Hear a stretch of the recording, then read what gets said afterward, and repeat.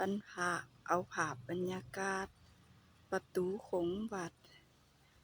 แล้วก็กกต้นไม้ธรรมศาสตร์กกโพธิ์ยังเพิ่นเฮ็ดภาพวันเกิดเลยกล้องมันมาให้เบิ่งเนาะพี่น้องนี่รูปภาพวันเกิดแต่ละวันอันนี้พระโพ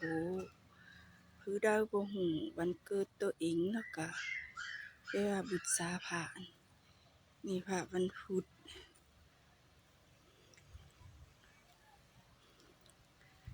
อันนี้เป็นพระวันพุธ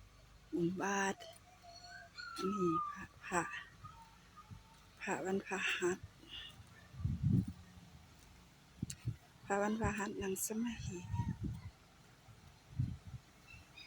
นี่พระวันศุกร์